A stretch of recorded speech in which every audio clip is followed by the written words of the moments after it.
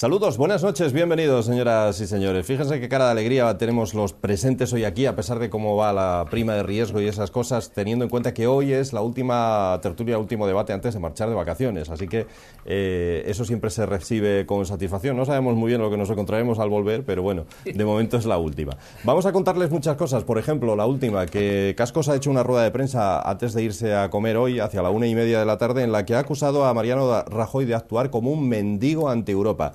Le ha dicho que convoque elecciones anticipadas y además ha pedido ir planteándonos seriamente salirnos del euro antes de que nos echen a patadas, ha dicho él. En fin, es una de las cuestiones que hoy trataremos. Cada vez hay más regiones que van acogiéndose a ese rescate, aunque ninguna de ellas, curiosamente, lo quiere llamar así. La última ha sido Cataluña. Hoy Asturias ha dicho en boca de su consejero de presidencia que no va a ser necesario acudir a ese fondo de ayuda, fondo de liquidez o como lo queramos denominar, porque Asturias está mejor que otras comunidades. Vamos a ver si eso es así. Vamos a analizar todo eso inmediatamente con nuestros invitados. Les presento a quienes componen hoy esta mesa de debate. Jorge Pardo, ¿qué tal, Jorge? ¿Qué tal? Muy buenas noches.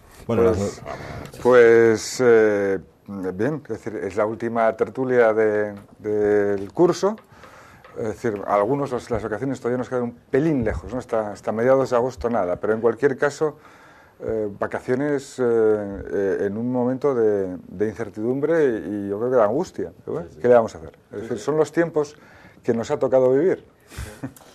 José María Casillas, ¿qué tal, hombre? Bueno, hombre, pues, ¿qué te voy a comentar? Que, amigo, yo no te lo había dicho ya, es un día kafkiano bajo todos los sentidos.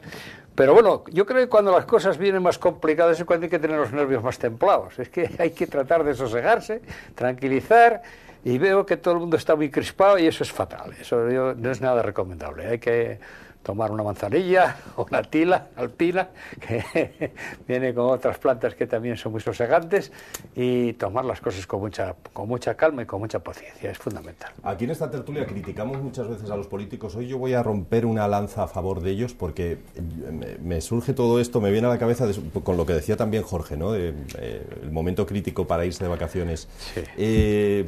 ¿Nos podríamos poner 10 minutos siquiera en los zapatos de Rajoy, por ejemplo? O sea, yo no me lo imagino, ni me gustaría en absoluto, por mucho que pueda ser el sueldo que cobre o no, pero en un momento como este, no sé, no compensa, no creo que compense ni el sueldo, ni no sé, todo lo que pueda conllevar ese cargo, ¿no? Jorge. Vamos a ver, nadie está en esto por obligación. Yo creo que es una de las primeras cuestiones que hay que decir. Es decir, de la misma forma que a mí me parece muy mal y muy peligroso el cuestionamiento de la política, ¿no? Es decir, que es el cuestionamiento de la naturaleza humana, porque al fin y al cabo, claro, ya lo decía Aristóteles, ¿no? Es decir, el zoon politikon, es decir, por lo tanto, no hay alternativa a la política, ¿eh? Es decir, que más que los ermitaños, ¿no? De una forma u otra. Es decir, y cuando se plantea la alternativa política, se plantea la alternativa a la política democrática. Eso me parece todavía más peligroso. Pero bueno, en cualquier caso, nadie está aquí por obligación y siempre ha habido muchos momentos en la historia donde la medida de las personas, de los estadistas, la dan las dificultades. Es decir, ser un gestor en momentos fáciles es fácil, en momentos dulces es muy sencillo. Claro. Cuando hay que dar la talla, es en los momentos complicados. Cuando hay que dar la talla, digamos, de liderazgo y de templanza, como se decía antes, ¿no? Claro. Dicho lo cual, los momentos son muy difíciles.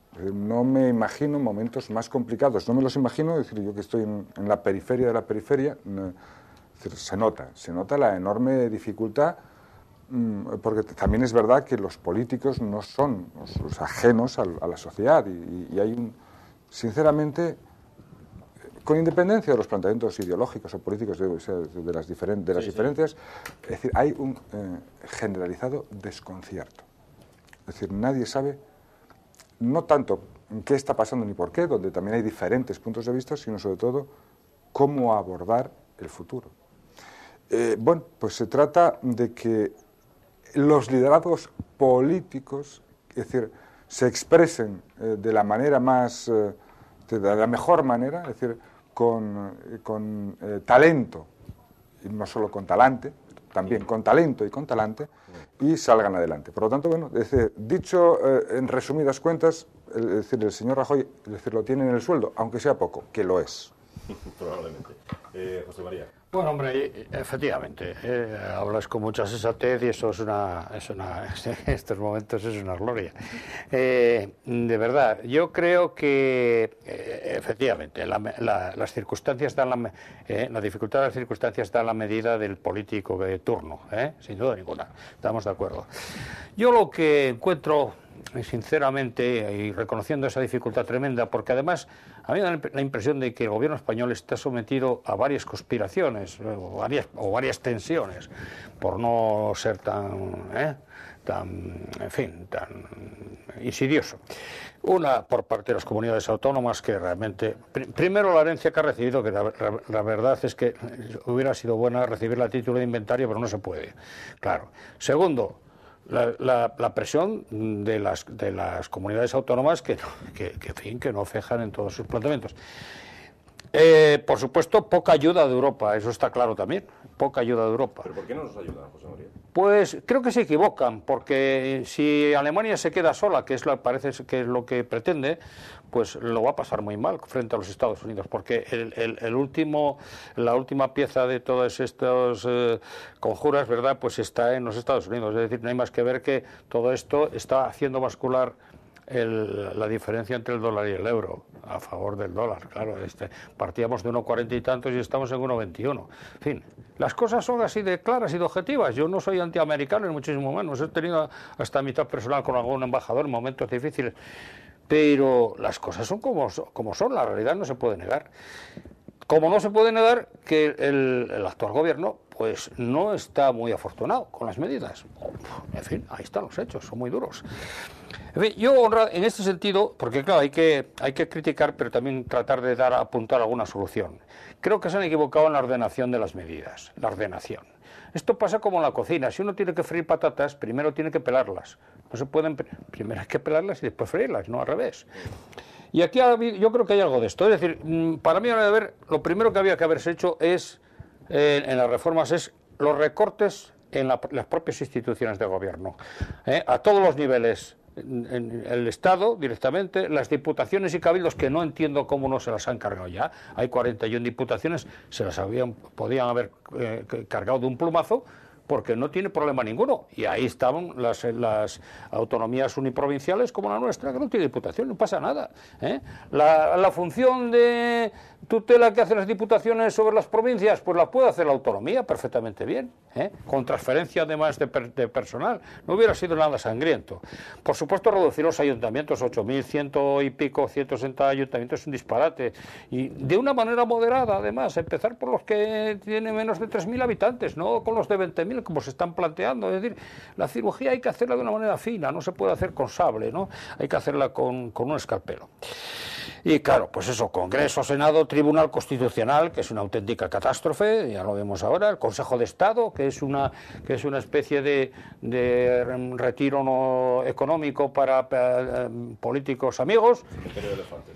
Y que un cementerio de elefantes, pero retribuido. Entonces, los elefantes está muy bien que se entierren, pero claro, no. Bien. Después de esa reforma, porque siempre tengo muy claro que Fray Ejemplo es el mejor predicador. Es decir, si primero el Estado empieza haciendo estas reformas dentro de casa, puede después imponer otras reformas a otros organismos. Inmediatamente la reforma financiera, bancos, cajas de ahorros y tal, que todavía está arrastrándose por ahí, ¿no?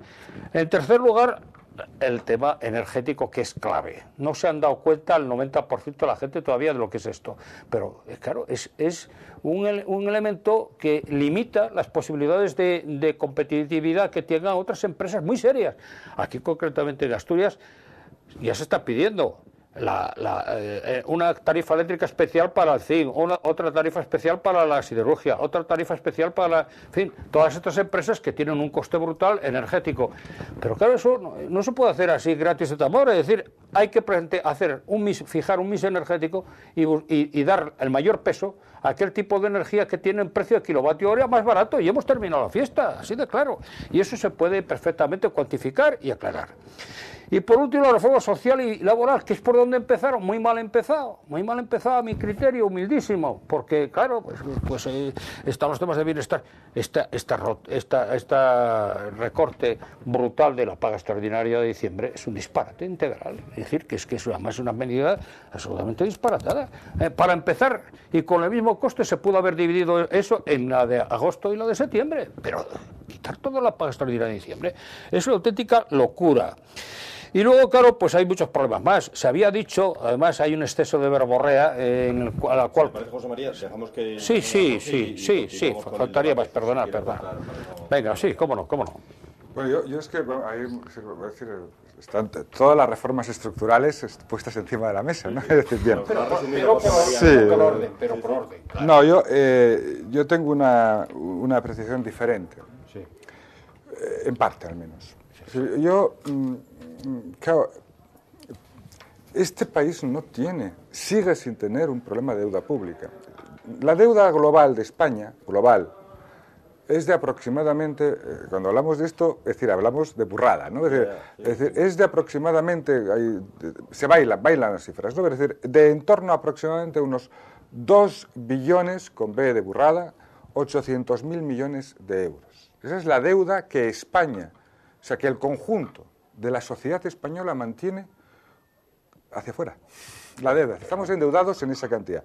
De esa cantidad, aproximadamente un 30%, de aproximadamente unos 700.000 millones es deuda pública.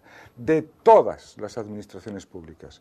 El Estado, de las comunidades autónomas, de los ayuntamientos, de los cabildos, de las diputaciones, de las universidades, de las administraciones no territoriales. Todas las administraciones públicas, digamos, acumulan aproximadamente un 30% de la deuda. Las familias, las empresas no financieras y las entidades financieras acumulan un 70% de la deuda, algo más de 2 billones, con B de burrada, de la deuda. Lo que está en cuestión no es la capacidad del Estado de pagar su deuda. Lo que está en cuestión es la capacidad de la sociedad española de pagar la deuda que debe. Las empresas del IBEX tienen ahora mismo, es decir, vencimientos de deuda por valor de más de 350.000 millones de euros, que están además en manos de bancos, de pools bancarios españoles, alemanes y franceses. Las entidades financieras españolas tienen también vencimientos monstruosos. Como el riesgo... el familiar de riesgo, ¿no? La prima, parece ser, ¿no? De riesgo. Lo que miden no es el riesgo de las administraciones públicas, sino el riesgo país, pues por eso tenemos la prima disparada. Bien, por lo tanto, claro, si el problema es un problema de deuda privada, podemos hacer los ajustes que queramos en la deuda pública. Claro, los ajustes que queramos en la deuda pública los tenemos que hacer porque se ha llegado a la conclusión de que si las entidades privadas no pagan, tendrá que pagar el Estado. Esa es la conclusión a la que han llegado nuestros acreedores, no nosotros. Es decir, los alemanes dicen, oiga, a mí me importa un comino. Yo a entidades, no va a decir a estas entidades, ni siquiera bancos, también entidades de empresas españolas, les he prestado tanto dinero. Usted tiene que responder. ¿Pero a ti no le parece lógica esa postura del exterior? Yo si fuera alemán, me parecería lógico. Claro, porque no pediría pero es decir, el problema, si fuera alemán me parecería lógica, pero no soy alemán, por tanto me parece menos lógica. En cualquier caso, es decir, bueno, vamos a ver, el problema es que se nos quiere hacer pagar a los ciudadanos deudas que no son nuestras, en el sentido estricto del término, y es muy injusto. No sé si es necesario o innecesario, es muy injusto. Oiga, ¿dónde diablos están, en serio, es decir, que los podamos ver en alguna realidad, esos 2.700.000 millones de los cuales a mí me van a pedir una parte? Y aquel, oiga, pero no. ¿Dónde están? Y me los van a pedir a mí, y me los van a pedir quitándome la paga extra de diciembre, y me los van a pedir reduciéndome las prestaciones sanitarias, y me las van a pedir aumentándome el IVA, pero no para mejorar nuestros servicios públicos, sino para empeorarlos y pagar las deudas. Oiga, me da igual, es decir, no voy a citar ninguna, pero de las entidades, es decir, no las mías. Bien. Por lo tanto, esa es una primera reflexión que hay que hacer. No son específicas. Ahora, es decir, si vamos a reducir el sector público, no es porque el sector público esté disparado, sino porque va a tener que asumir la deuda del sector privado. Esa es una. Y otra es la ejemplaridad. Sí. Segunda cuestión. Si vamos a plantear eso, ¿no? Es decir, el sector público no tiene un problema de deuda, sí lo tiene de déficit. ¿Por qué? Bueno, porque en este país hay un estado de medio estar. En relación con Alemania, con Suecia, con Holanda, es decir, con los países más desarrollados tenemos un estado de medio estar, mejor que el que teníamos, pero todavía lejos de esos estándares en servicios públicos, etc. Bien. Pero de repente, claro, eso cuesta dinero. Y como tenemos una estructura fiscal disparatada y que se basaba en el dinero fácil de la construcción, las administraciones públicas recaudaban gracias a la construcción y eso se ha hundido, y con la construcción muchas cosas, pues entonces se recauda menos y la inercia hace que haya que pagar lo mismo. Y entonces de repente sobra muchísima gente. Se dice, las comunidades autónomas son una ruina. Es verdad. Porque las comunidades autónomas sostienen el estado del bienestar, porque de las comunidades autónomas depende la sanidad, la educación y las prestaciones sociales que representan el 70-75% de su presupuesto. El resto del presupuesto lo representan las inversiones, la justicia, que también tiene transferidas y demás. Pero claro, efectivamente, si nos cargamos las comunidades autónomas, nos cargamos las prestaciones sociales. Porque lo que no se está planteando es que esas prestaciones sociales se gestionen de otra manera, sino que no se gestionen o que se reduzcan. Y de eso estamos hablando. Vamos a decir las cosas, oye, a lo mejor hay que hacerlo así. Es decir, es verdad que alguna comunidad autónoma se pasó, como se pasó al Estado y como se pasaron ayuntamientos. Eso es una evidencia. Pero sí, podemos hablar de alguna, pero también se pasaron, despilfarros en este país. Se pueden contar algunos y no necesariamente todos responsabilidad de las comunidades autónomas, aunque algunas sí. La nuestra, Víctor, podemos adelantar que no es ni con mucho de las más exageradas. Yo lo digo con toda honestidad y bien sabe Dios que no estoy en comunión ideológica con ellos, pero desde luego datos de déficit y datos de deuda no son comparables con el 70% de las otras comunidades. Aquí los que se han pasado por orden son los catalanes, tú me corriges si probablemente estás más informado, los valencianos, los murcianos, Andalucía y Castilla-La Mancha. Esos son los que se han pasado un montón. O hay alguna otra que se ha pasado un poco más y aquí todo el mundo ha sido un poco alegre en el gasto, ¿para qué vamos a decir? Aquí todo el mundo tiene deuda de déficit. No hay ninguna que esté en positivo, ni una sola está en positivo. Pero claro, hay unas diferencias cuantitativas importantes. Entonces las hay además de todos los colores políticos, por arriba. Es decir, Cataluña va por su cuenta, y eso es otro mundo aparte. En fin, y además tiene mucha gracia, han aprendido español ahora cuando tienen que pedir dinero al Estado, pero hasta ahora no hablaban, ¿no? Eso es la parte buena de la deuda. Valencia es un escándalo. Lo digo con muchísimo sentimiento, pero la Comunidad Valenciana es un escándalo público y notorio. Andalucía, ¿para qué decir? Y vamos de un partido político a otro completamente distinto. Entonces, aquí cada uno pues tiene que contar sus pecados. Pero yo lo que quería decirte, querido amigo, es, tú decías, claro, que distingas muy bien la deuda social, la deuda país, globalizadas estas dos, y la deuda del Estado. Evidentemente, el Estado no es el mayor deudor, sin duda ninguna, tienes muchísima razón. Pero claro, hay que entender que nuestros amigos de Europa, amigos entre comillas, pues no van a ir Juan Español, Pedro Español, Federico Español uno por uno a reclamarles las cosas. Se las tiene que reclamar algo que sea un poco más tangible, que es el Estado. Yo eso lo entiendo también. No es que simpatice con ellos, ni muchísimo menos.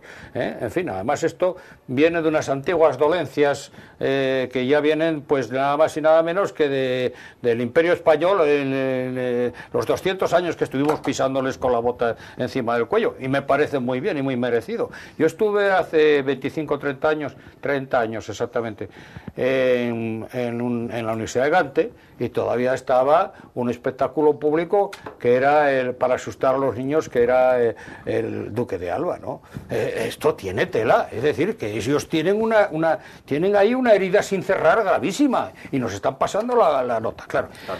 Tanto Jorge como yo, porque curiosamente ese viaje lo hicimos juntos, conocemos una cervecería en Bélgica. Exactamente, donde los españoles están colgados. La cervecería está en la Gran Plaza y se llama Rey de España, como tú bien sabes que lo estuvimos. Rey de España. Rey de España, no la me acuerdo cervecería se llama Rey de España. Para ahí estuve yo también. Por cierto, la cerveza belga. No, sí, contra la cerveza no tenemos nada. Pero nos parece un poco exagerado que aparezcan unas figuras españolas de siglo. Pero ahí se recuerda todavía. Estaban colgadas, es decir, estaban, digamos, los héroes de la resistencia aparecen ahí colgados por la crueldad de los tercios. Esta es la razón por la cual todos los españoles que vamos a Bruselas vamos a esa cafetería, evidentemente. No, esa no es la razón. La razón es que tiene la cerveza estupenda. Pero bueno. Bien, y entonces lo que quería deciros es que hay una cosa que también hay que poner sobre el tapete porque la gente no la entiende. ¿Y por qué no se cargan las comunidades autónomas que son una auténtica catástrofe? Vamos a decirlo ahora que acaba de morirse uno de los padres de la patria, en fin, que era una persona bastante civilizada, dicho sea de paso, con independencia de las diferencias ideológicas que teníamos. Pues no se las cargan porque no se las puede cargar. Ningún gobierno que acabe de entrar se puede cargar a las comunidades autónomas porque lo primero que tiene que hacer, de acuerdo con la Constitución, es disolver el Parlamento y convocar elecciones. Es decir, esa es una medida de salida, no de entrada. Pudo haberla hecho el señor Zapatero antes de marchar, pero no lo puede hacer Rajoy ahora. Es decir, entonces, ¿qué es lo que hay que hacer? Pues el mar menor, cargarse las 41 diputaciones, que son un escándalo, eso sí que no tiene sentido ninguno. Pues el planteamiento del señor Rajoy es reforzar a las diputaciones. Pues es un error, uno de los muchos errores que tiene el señor Rajoy. Yo en eso estoy de acuerdo, pero vamos a ver, yo estoy de acuerdo en algunas de las cuestiones que se están planteando. Yo creo que efectivamente...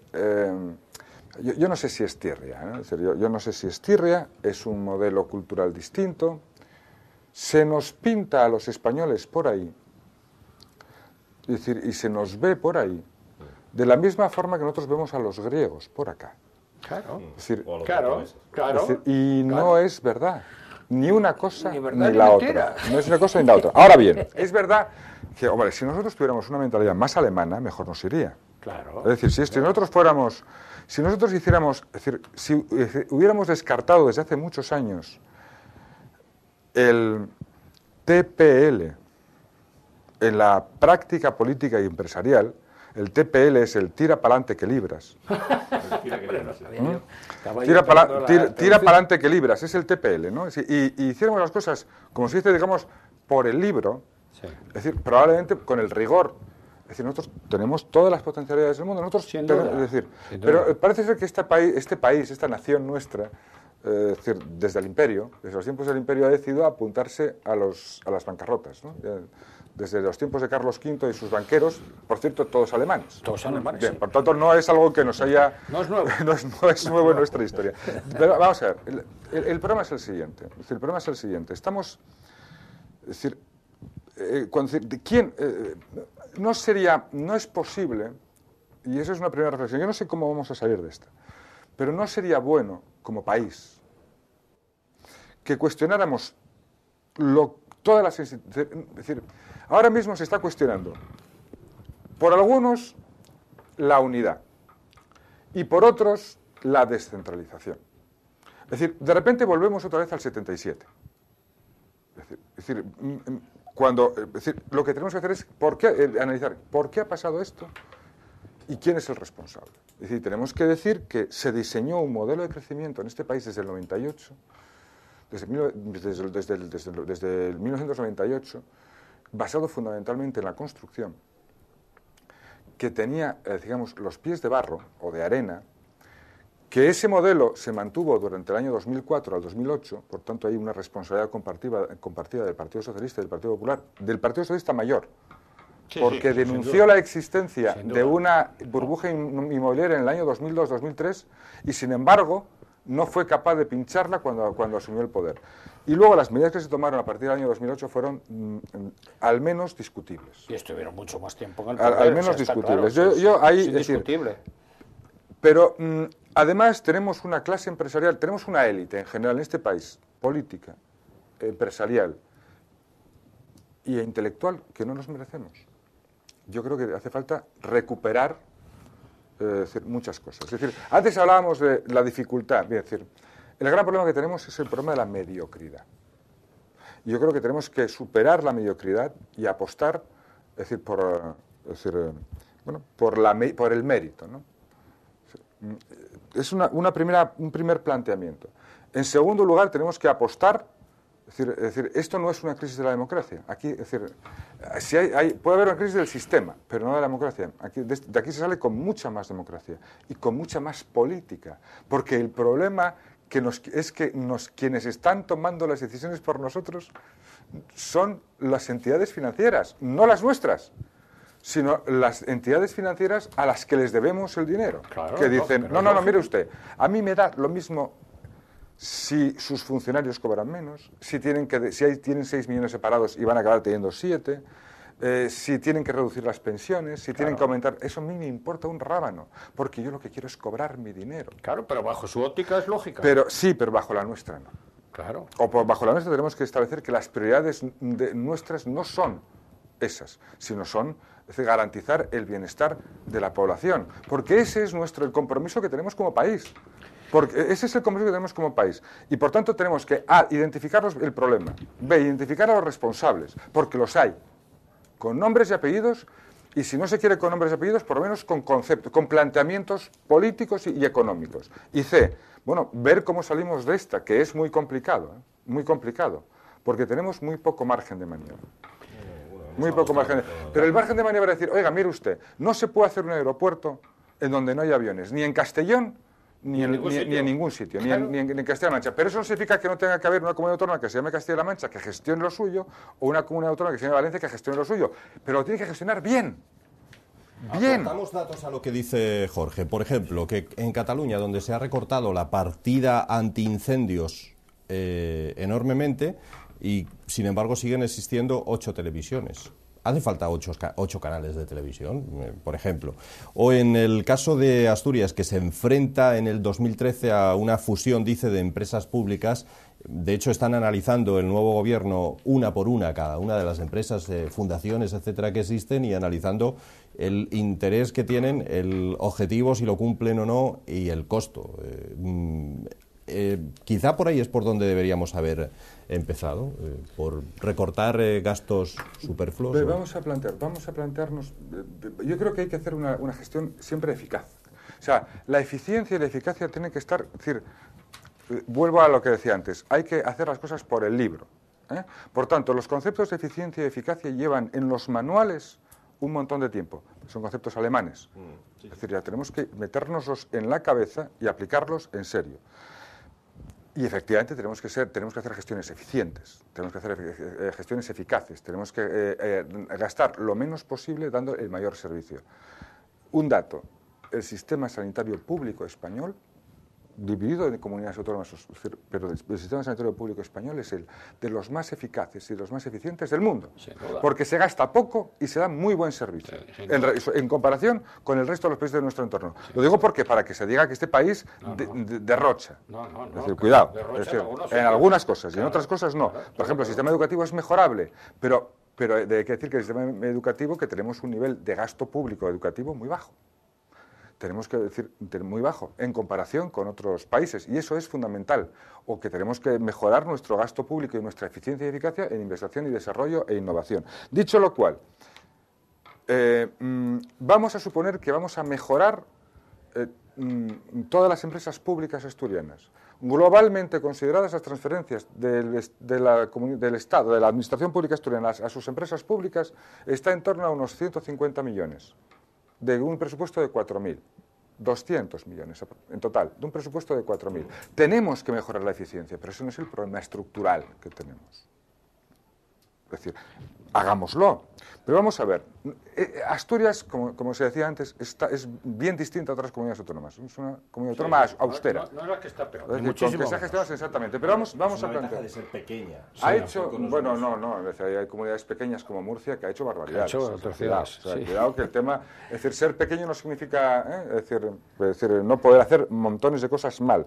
Baleares no es una comunidad autónoma grande. Y las ha hecho gordas. También. Y probablemente será la siguiente que pida el rescate. Probablemente. Ya Entonces, se apunta, sí. pero vamos a ver, en Asturias, vamos a ver, efectivamente, se puede mejorar la eficiencia de las... ¿Qué tenemos aquí? Bueno, es decir, ¿cuál es nuestro... Es decir, cuál es, podríamos decir, nuestro aeropuerto sin aviones? El Niemeyer. Lo tenemos, ¿eh? El Niemeyer. Bueno, pues eso. No, el aeropuerto nuestro funciona No, pero el aeropuerto nuestro es de los años hombre. 60, 50. No, No es aviones. el ILS-1, el ILS-2, el pero no sé qué... Tal, quiero decirte que en cualquier caso, no estamos hablando de un aeropuerto que se hace en un sitio donde no se puede aterrizar, porque no hay aviones, ¿no? ¿Cuáles son, digamos, es decir, cuáles son los elementos más discutibles, digamos, cuáles son las macroinversiones que puede haber habido en Asturias? La mayor es el Niemeyer, que ha costado 45 millones de euros, no estamos hablando de... Y que en cualquier caso, bueno, ahí está. Hombre, O la del propio Ayuntamiento de Oviedo con el tema del Calatrava. Son los elementos más discutibles, los que pueden efectivamente considerarse que han sido... Bueno, es decir, que eso, y el Museo y el UCA, que tienen un volumen de inversión, pero ya veremos a ver cómo se aprovecha. Es decir, no parece que la sociedad asturiana, y en general desde cualquier punto de vista, es decir, una inversión en un nuevo hospital cuando el viejo tenía muchos años se considere un derroche. No, pero Jorge, cuando ha costado el doble. Es que ha costado el doble. El problema no es... No, es que el problema de Luca no es que haya costado el doble, es que se presupuestó por la mitad, que es otra cosa.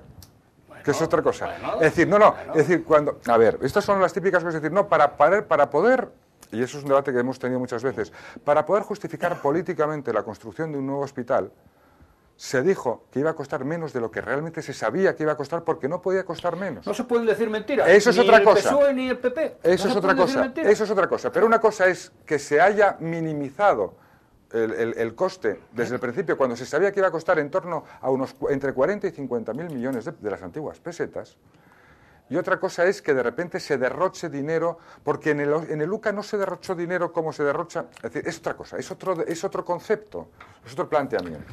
Por tanto, en Asturias, es decir, se pueden hacer ajustes, se puede mejorar la gestión. No estamos hablando de una comunidad autónoma en absoluto derrochadora en comparación con otras. Y en cualquier caso hay que mejorar siempre la eficiencia y la eficacia. Eso es verdad. Bueno, pero vamos a ver. María, ¿me permite que nos vayamos a publicidad y respondemos a Jorge a la vuelta? Pues vamos a hacer una pausa, señores. Y todo lo que ha apuntado Jorge, veremos la respuesta de José María a la vuelta. Hasta ahora mismo.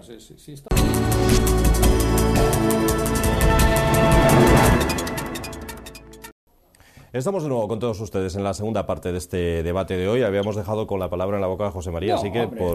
si estamos sustancialmente de acuerdo en lo que es esencial. Es decir, evidentemente Asturias no es ni con mucho una comunidad de las más... con unos gastos y una deuda y un déficit más desaforado, ni muchísimo menos. Está en la cola en este tema. No sé si es la cuarta o la quinta por abajo, pero no pasa de ahí, eso está clarísimo, ¿no? Lo cual no quiere decir que no se hayan hecho cosas, vamos a decir, equivocadas, para no molestar a nadie. Pero, vamos a ver, lo que no se puede, yo creo que no se puede hacer tampoco, es decir, como decía la PEPA, la primera Constitución española, que para resolver este problema que los españoles tienen que ser justos y benéficos. No, eso solo no resuelve. Es decir, vamos a ver, hay que empezar a pedir responsabilidades. La comparecencia de ayer o antes de ayer del señor presidente del Banco de España ha sido absolutamente escandalosa y bochornosa. No se puede decir otra cosa. Yo procuro ser muy moderado en los adjetivos, pero escandalosa y bochornosa. Es decir, este señor, si va a una comisión del Senado norteamericana, le fríen a preguntas por un lado y por el otro. No se lleva las preguntas. Yo estuve en el Senado, pero claro, vuelvo a decirte que es inconcebible. Es decir, este señor había que haberle pedido responsabilidades serias. Y probablemente penales también. Probablemente penales, claro. Es decir, este tío se ha burlado del Partido Socialista, del PP, de los españoles, y se queda tan fresco, y aquí no ha pasado nada, y quedó como un señorito. Pero bueno, ¿qué país es este? Es decir, mientras no empecemos a pedir responsabilidades a la gente en sus cargos y en sus decisiones, pues esto será pues un auténtico cachondeo, como lo estamos viendo. Y claro, el español de la calle, el Juan Español, como digo yo, pues echa las manos a la cabeza. ¿Pero qué es esto? ¿Pero qué es esto? ¿Qué es esto? Es decir, no vale decir, hombre, tenemos que mejorar. Claro que tenemos que mejorar, por supuesto. Bueno, mejorar tiene que mejorar todo el mundo, incluso los países más avanzados. Pero, ¿por dónde le metemos mano a este tema? Es decir, que claro, es así. Y luego hay que cumplir las palabras. Hay que cumplir las palabras. Y esto vale para el PSOE, vale para el PP y vale para Tarzán y su reverenda madre. Así de claro. Es decir, que tú no puedes decir que no vas a empezar no te vas a meter con la educación y la sanidad cuando, a menos que seas un ignorante, sabes que efectivamente puede haber en educación o en sanidad algunos capítulos, algunos aspectos o algunas facetas de despilfarro. Algo ha habido, evidentemente, con el tema de los medicamentos. Yo creo que se están pasando al otro extremo ya. Se están pasando al otro extremo. Han corregido, pero se han pasado al otro extremo. El tema que yo os comentaba de las 5.000 terminales de ordenador para un hospital de 900 camas, es que es inconcebible. Es que es inconcebible. Es decir, que hay excesos que hay que corregir. Y corríjanse donde proceda.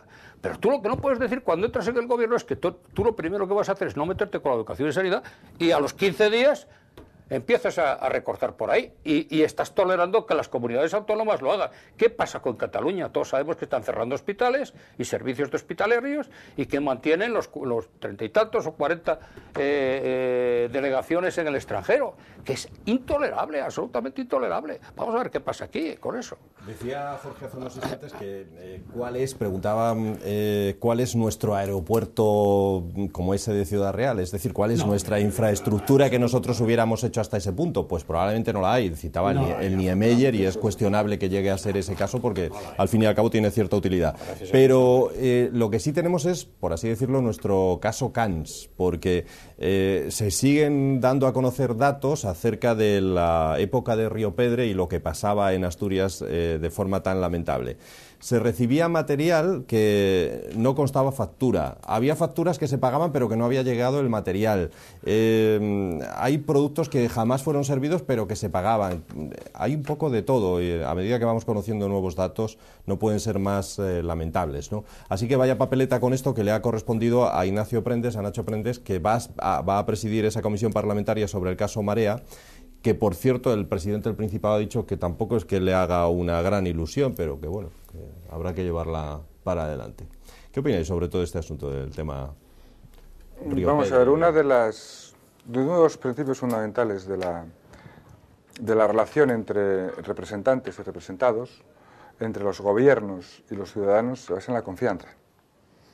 En la confianza de la probidad de las personas que ostentan responsabilidades públicas. La confianza, sin embargo, tiene que basarse, digamos, en datos. Tiene que haber transparencia, tiene que haber efecto. Cuando se traiciona la confianza, no tanto que también cuando se dicen cosas y se hacen otras, que ya es una tradición de la confianza, pero que podemos implantar lo que es el ámbito político. Pero cuando se traiciona la confianza para atracar o meter mano en la caja, es decir, las personas que hacen eso, es decir, no sé si son conscientes o no son conscientes, están poniendo en riesgo el modelo. Claro. Y por tanto el modelo solamente puede responder de una forma contundente. Contundente. No hay otra forma de responder, porque están cuestionando, los principios sobre los que se basa nuestra convivencia. ¿Y será contundente? Será de algo esa comisión? Hay una doble, aquí hay una doble vía. Está la vía jurisdiccional, es decir, hay un juzgado de instrucción que está investigando las posibles responsabilidades penales. Es decir, recordamos el asunto y cómo acabaron con medidas cautelares de prisión en algunos casos, ¿no? Es decir, y tendrá que terminarse la investigación. Lamentablemente nuestro sistema judicial es un tanto lento en estas cosas. Habrá, cuando se termine la investigación, un juicio oral, habrá una sentencia y los responsables acabarán pagando siempre que sean encontrados culpables, ¿no? Por una parte está la responsabilidad personal, penal, y luego está la responsabilidad política. Lo que va a dilucidar la Comisión de Investigación en la Junta General es lo que puede dilucidar, que es la responsabilidad política. Y no va a haber límites. Yo estoy convencido, por lo que yo sé de mi grupo y por lo que yo sé también de otros grupos, no va a haber límites, le guste más o le guste menos al presidente. Que yo entiendo que le gustará poco porque, no tanto por él, sino porque va a ver cómo algunos miembros destacados de su partido, es decir, van a aparecer. También van a aparecer probablemente personas que no están vinculadas a ningún partido político, sino que están formando parte de la estructura administrativa, ¿no? Lo cual hace también el tema difícil. Pero en cualquier caso, insisto, es imprescindible para garantizar la tranquilidad ciudadana y la solidez de nuestras instituciones que esto, es decir, acabe sabiendo todo lo que pasó desde el primer día hasta el último. Y yo estoy convencido de que va a pasar así. Bueno, les doy algunos datos sobre lo que ahora mismo aportaba Jorge, ¿no? Por ejemplo, se han detectado, ya decía, firmas falsas, pagos duplicados. En algunas ocasiones se habría recibido un material del que no consta factura, en otras una factura del que no consta el material.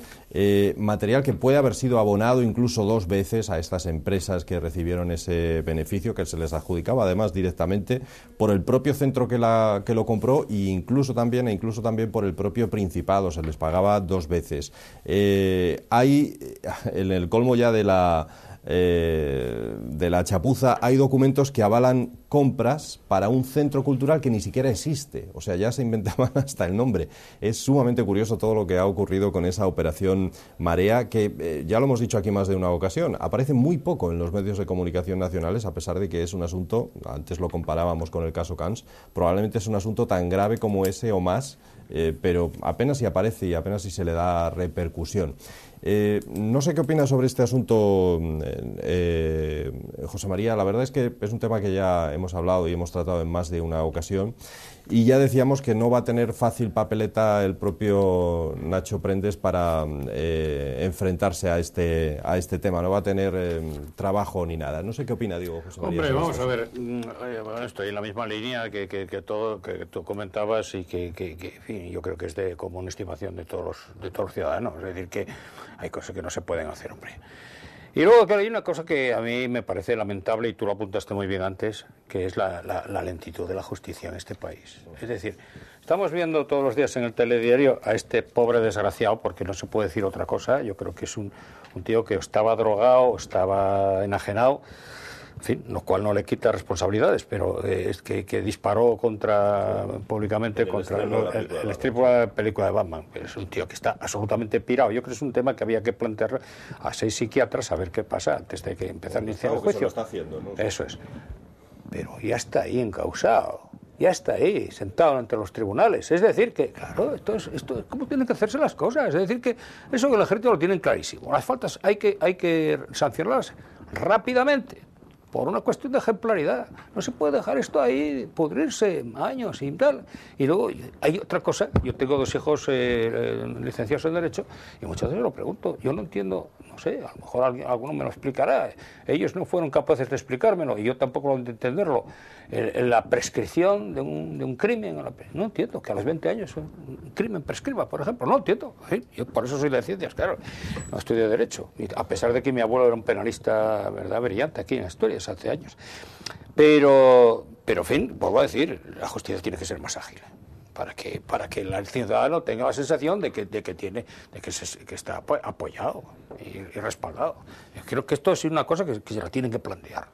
Con todo el cariño del mundo, porque he sido invitado casi 15 años por 3 decanos de la Facultad de Derecho a dar unas clases de, en fin, que fueron a base luego de los estudios de criminología, de ciencias aplicadas al derecho, ¿no? Ciencias físico-naturales aplicadas al derecho. Lo digo con todo cariño y tengo muy buenos amigos en ese ámbito. Y que además han dicho cosas últimamente muy interesantes, muy sensatas. No sé si habréis leído las declaraciones, por ejemplo, sobre el tema de la huelga de la minería, que en fin, tiene facetas también muy diversas de consideración, pero lo ha dejado claro muy bien. 3 señores que son catedráticos de Derecho prestigiosísimos y que tienen tendencias probablemente ideológicas distintas, pero han dicho con toda claridad lo mismo. No se puede saltar los límites del derecho para todos los ciudadanos, es decir, que por ninguna causa, así de claro. Me estoy refiriendo al profesor, al doctor Bernal, a este otro, ¿cómo se llama? Vaya hombre. Se refiere en todo caso a las manifestaciones. 3 catedráticos de Derecho que decían no es permisible que nos corten las carreteras y que hagan todas estas barbaridades que están haciendo estos señores. Por mucha razón que tengan, no puedan tener, que ese es otro tema. Pero eso no es permisible. Por cierto, 3 catedráticos de Derecho. Punset era el otro, ¿verdad? Era Bernal, Punset, y el otro es Bastida. Todos profesores míos, en su momento. Sí, todos, es decir, yo estoy de acuerdo pero con eso no se puede comparar el asunto de la huelga de la minería y de las manifestaciones, es decir, con meter el dinero en la caja del Estado y no tiene nada que ver. Bueno, a mí la reflexión yo lo que insisto es decir, no todos los comportamientos antijurídicos tienen el mismo reproche social. Por supuesto. Y dicho lo cual, y yendo al planteamiento que tú estabas haciendo, que sí, que es un tangencial en lo que estamos hablando, es decir, no hay derecho justo si no es un derecho rápido, ¿no? Muchos penalistas, amigos míos, dicen, no, es que claro, hay que mantener las garantías procesales de los inculpados, hay que garantizar todo ese tipo de cosas que me hace muy bien, pero yo no voy a un modelo diferente al nuestro, que es el modelo anglosajón, el modelo norteamericano, pero ha pasado apenas un año justamente, de la masacre de Uloa, de la isla de Noruega, y ya están, digamos, a punto de celebrarse los procesos penales contra el responsable en un año. Sí. El modelo noruego, el modelo jurídico, es un modelo continental más parecido al nuestro que el modelo anglosajón, tengo entendido, ¿no? O sea, tampoco lo conozco bien. ¿No? Entonces es un modelo que es tan garantista como cualquier modelo democrático. No hay ningún modelo democrático que no sea garantista, excepto probablemente el inglés y el sueco. En fin, pero bueno, vamos a entrar en eso. En cualquier caso, es verdad, es decir, tiene que haber mayor agilidad en la justicia. Pero da igual, es decir, aquí lo importante es que cuanto antes se sepa lo que ha pasado con el asunto Marea y cuanto antes los responsables sean definidos, que todavía no sabemos quiénes son, del todo, y sean, digamos, y se produzca el reproche moral, jurídico y político que corresponde al asunto, mejor. Porque podremos pasar otra cosa, los ciudadanos sabrán que ya están depuradas las responsabilidades, todas ellas, y podemos trabajar en lo que tenemos que trabajar, que es en superar los problemas que tenemos. Bueno, hablamos de otros asuntos también porque los hay mucho que contar. Yo quería preguntarle especialmente a José María, que fue senador. ¿Cuántos años tuviste de senador? No, una legislatura. Una legislatura. No, que no fue completa, 3 años y medio. ¿Tenías asesores? No, qué va. No teníais asesores. No. Lo digo esto porque hoy hay un artículo en un periódico en el que se habla de la austeridad que no cumplen los políticos a la hora de tener asesores. ¿Cuántos asesores? Hombre, y se lo pregunto a Jorge porque directamente él es precisamente asesor de Izquierda Unida. Mi coche oficial, por supuesto, yo me movía a Madrid con el metro, claro. Así de claro. Nada, eso ni se... Y me llamó siempre mucho la atención que cuando había una comparecencia de ministros, aparecían unas ambulancias y unos coches de la policía delante del Senado. ¿Y el resto de las sesiones qué pasa? ¿No había derecho a la seguridad sanitaria y de orden público? Pues, bueno, es algo de risa, vamos. Pero esto vale para el PSOE y vale para el PP. Es que es igual, es que lo que hay que hacer es las cosas con equidad.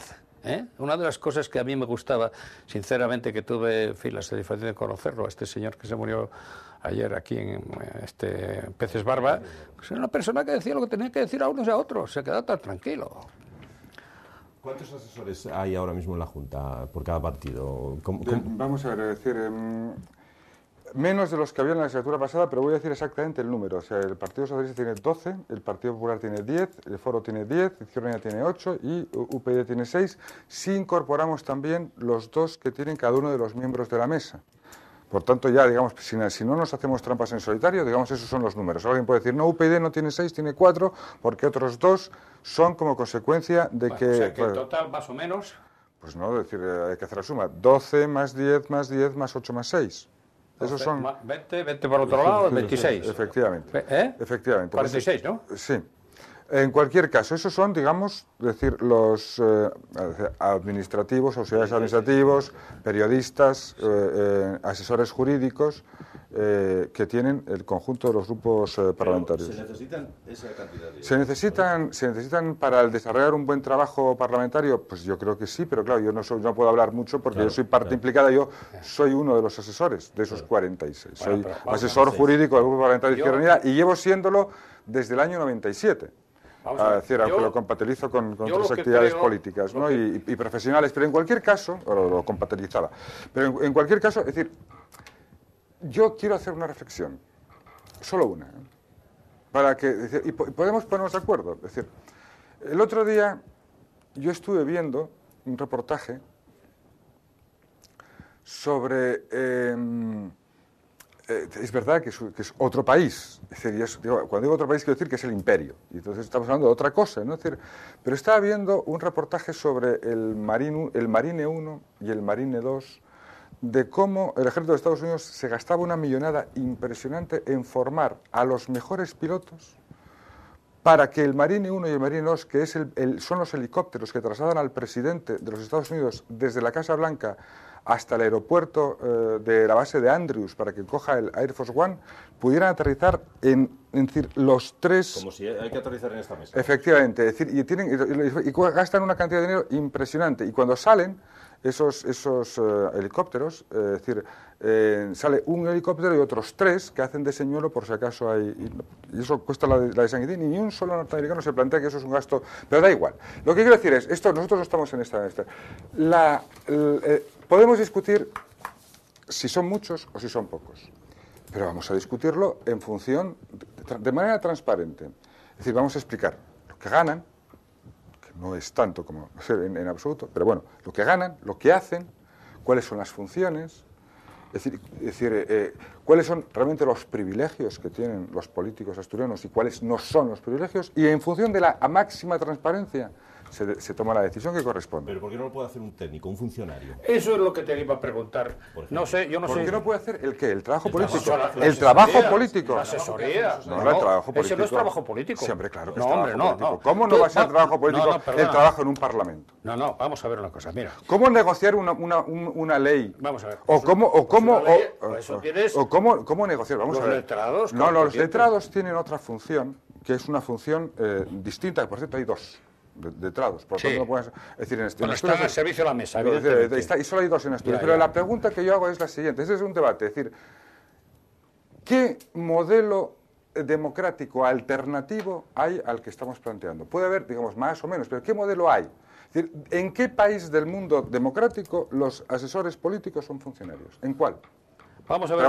Pregunto, pero no un modelo. Es decir, no en Estados Unidos, no en Gran Bretaña, no en Francia, no en Italia, no en Australia, en cualquier país del mundo democrático. Pero dejemos los modelos, vamos a ver. Mira, no, hombre, modelos. A mí hay una cosa que me llama la atención. Hombre, yo puedo defender el modelo cubano en todos los funcionarios. No, está claro. Yo no voy a defender el modelo cubano a pesar de que mi abuelo fuera cubano. Sí, no. Vamos a ver. Muy veraniego. Sí.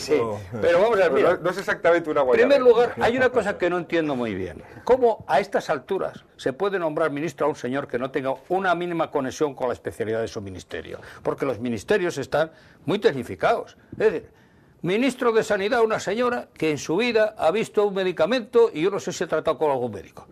Es lamentable las medidas que está tomando, porque claro, es que hubo antecesores de la misma categoría de otros partidos políticos, aquel que hablaba del bichito, que le había caído el bichito al suelo. No sé si recordáis esa expresión pintoresca. Bien. Por cierto, aquella señora, no quiero citar su nombre, pero las referencias sí las puedo hacer, que fue alcaldesa de Málaga, tiene un alto cargo hoy en el partido. Con el asunto de los huesos... y confundía la médula espinal con la médula ósea. Ministra de Sanidad, pero vamos a ver, es que esto es inconcebible. A estas alturas, en el siglo XXI, yo eso no lo entiendo, ni lo puedo entender. Que sea ministra del Ejército una señora que no ha hecho ni la mínima elemental cuando había que hacerla habitualmente. Yo no lo entiendo. Bueno, vamos a ver, y luego no. Ninguna señora en este país... vamos a ver, cuidado. Bueno. Ninguna señora en este país, porque esto no es Israel. Bien. Pues podría serlo, pero Bueno, no bien. es decir, ninguna señora en este país hizo la mili, ni elemental ni no elemental. Claro. Bien. Bueno, Salvo que ahí lo tiene estés planteando que para ser ministro de Defensa hay que ser militar. pues hombre, sería muy aconsejable. Cuando los médicos, tú ya sabes lo que se decía del régimen de Franco, ¿verdad? Dice, ponen los ministros muy bien. El del aire es un aviador, el de marina es un marino, el de sanidad es un médico. No hay ni un y el solo de país y el de demo- trabajo, permíteme el último chiste, sí. el de trabajo es una mula, decían.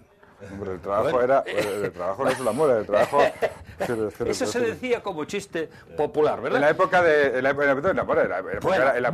época el del trabajo era la sonrisa del régimen. Pero bueno, dicho lo pero cual... quiero decirte con esto. Yo eso es que explicarle... Tú no vas a explicar, siendo funcionario del ministerio, que yo lo he sido 40 y tantos años, tienes que explicarle al ministro de Sanidad la diferencia que hay entre un virus y una bacteria. Pues empezamos bien. No, vamos a ver, la diferencia que hay entre un virus y una bacteria no se la tiene que explicar a ninguna persona que tenga un nivel cultural elemental. Ahora, si me estás diciendo que el ministro es una persona mediocre, yo te puedo decir que los hay. Pero hay mediocres que son, vamos... Bueno, y luego lo que decía Víctor, siendo funcionario público, y una de las cosas que me llama a mí la atención, por ejemplo, del señor ministro de Hacienda, no lo nombremos tampoco, ¿para qué? Que está todo el santo día en televisión, se han equivocado, este señor tenía que haberlo hecho director general de Televisión Española, y hubiera estado feliz, porque está todo el santo día en televisión. Esta es la realidad. Cuando este señor, en las horas que tiene el día, se encierra con sus equipos técnicos del Ministerio de Hacienda a estudiar las medidas, no le quedan horas. No le quedan horas. Entre las que dedica al Parlamento y las que dedica a la televisión... Yo no voy a defender a... No, tiene que tener asesores. Es que los hay dentro del Ministerio. Mira, yo estuve en la Inspección de Enseñanza Media del Estado cuando éramos 51 inspectores en toda Asturias. En toda España, perdón. La directora general de Enseñanza Media nos convocaba normalmente, prácticamente todos los meses a Madrid. Había una orden ministerial sobre la tutoría o lo que fuese. Y empezaba, y llegaba con lo que decía ella, que era el monstruo, es decir, un esquema, un boceto de disposición. Y nos la leía, y entonces salía un señor y decía, mire usted, señora, como haga usted esa disposición que usted acaba de comentar, se va a armar la de collera por esto y por esto. Ah, ¿usted cree que es inoportuno? ¿Qué piensan los demás? Pues mire, tiene usted razón, porque estamos en contacto cada 15 días con la dirección con la junta de directores de todos los centros del distrito, y efectivamente eso va a caer como una bomba. Trate usted de suavizarlo, ¿qué salida hay? Pues esta, la otra. Total, que al final el boceto inicial no lo conocía ni el que lo había hecho. Pero claro, estaba pulido. Y no pasaba esto que hoy tomas una medida, por la tarde tomas otra. No, yo voy a plantear una reflexión. Y hay técnicos en el Ministerio muy competentes. Estamos hablando del Parlamento, no estamos hablando de la administración pública, bien sea de central, periférica, autonómica, municipal. Estamos hablando del Parlamento, que son órganos de soberanía. Bien, donde están los diputados, que son las personas elegidas para representar a los ciudadanos. Una de las obligaciones que tienen los diputados, todos y cada uno de ellos, una cosa es que las cumplan, otra cosa es que las cumplan, es recibir a las personas que tienen problemas para que se los cuenten, personas individuales y colectivas. La primera, si me permites, es asistir a todas las sesiones, cosa lamentable que estamos viendo todos los días en televisión. La primera obligación que tiene un diputado es ejercer su labor de representación, porque representa a los ciudadanos y, por tanto, es decir, pensemos en el modelo, en cualquier modelo democrático, pero en el modelo, digamos, anglosajón. Es decir, hace un año y pico, es decir, hubo un atentado monstruoso contra una congresista demócrata, es decir, en Estados Unidos, no sé si se recuerda, en un centro comercial. ¿Qué estaba haciendo esa señora en ese centro comercial? Había convocado una reunión, que es muy típica en los Estados Unidos, donde la diputada, la congresista en este caso, convocaba a los ciudadanos para explicarles lo que estaba haciendo, es decir, estaba dando cuenta, porque era una cuestión que hacía mensualmente, una cosa, es decir, interesantísima, ¿no? Es decir, pero bueno, en cualquier caso, es decir, los diputados, la primera obligación de las diputadas que tienen es ejercer su labor de representación y, por tanto, atender, digamos, en el marco de sus planteamientos políticos y de su programa electoral, atender a las demandas de los ciudadanos. Los ciudadanos se quejan de que no ven a los políticos. En el caso de Asturias, los ciudadanos tienen las puertas abiertas, en general, las ciudadanas, a sus representantes. Pero sus representantes no son, decir, que trabajan, porque la actividad parlamentaria no se reduce solamente a estar en los plenos, que también se está. Yo no sé, en el Congreso puede haber, digamos, huecos, pero si alguien va a un pleno del Parlamento asturiano o de las comisiones, no hay huecos. No hay huecos. Y sin embargo, es decir, ves que además están los asuntos preparados, y además es que además se tiene que atender a la gente, y además se tiene que dar respuestas que muchas veces las respuestas no son puramente parlamentarias, sino son de interrelación. Eso es el modelo democrático, el modelo de representación. Es decir, hasta el límite en que efectivamente sea razonable y sensato. Pongámonos de acuerdo en ese límite, pero no hagamos demagogia. Es decir, es que sobran asesores. Bueno, es que claro que sobran asesores. Es que si nos ponemos así, claro que sobran asesores. Es decir, los miembros de un consejo de administración, es decir, si van allá a cobrar una vez al mes y cobran 300.000, 400.000, 500.000 euros solo por asistir a las reuniones. Oye, eso que respondan los accionistas, ¿no? No, si vamos a lo mejor es... lo que quiero decir es, hay un trabajo que hacer, se explica. Ese trabajo que hacer lo hace este número de gente, se explica. ¿Cuánto cuesta? Se explica. ¿Merece la pena? ¿No merece la pena? Que la gente decida. Pero lo que falta es transparencia, para que se sepa exactamente lo que hay. Pero ese número de asesores... Yo he sido también diputado aquí en la Junta Regional, en la primera legislatura, y desde luego es que eso no existía. Vamos, a ese nivel que tú me acabas de comentar, claro, porque no existía. cuando tú eres diputado en la Junta General Participado entre el 83 y el 87, vamos, en la primera legislatura, esta comunidad autónoma prácticamente no tenía competencias. No tenía competencias de casi ningún tipo. Se estaba empezando a montar era el primer gobierno de Pedro Silva. Las tienen y no son capaces de desarrollarlas, como pasa en Cataluña. ¿Qué pasa ahora con el tema económico en Cataluña? ¿Qué pasa ahí? Es que... Pues yo hablo de lo que conozco, que es Asturias. Asturias. Yo defiendo lo mío. Bueno, Asturias. En Cataluña probablemente tengan muchas cosas que discutir, pero es que en Asturias... Los españoles. Bueno, lo mío es lo de Asturias. Nos quedamos sin tiempo, lamentablemente. Jorge, muchas gracias por estar aquí. Desearles a todos los espectadores y a Jorge, evidentemente, y a José María después un buen verano, unas buenas vacaciones. Y a ti también, hombre, te lo deseamos. Y volvemos en septiembre, ¿no? Esperamos. Muchas gracias, Jorge. Igualmente, José María. Buenas vacaciones, que lo pases muy bien, que descanses. Yo estoy en unas vacaciones perpetuas, ya como jubilado de la pública. Así da gusto. Prácticamente. Muchas gracias, José María, también. Y a ustedes, señoras y señores, volvemos ya en septiembre. Esperamos encontrarles de nuevo a todos ustedes. Gracias y muy buenas noches.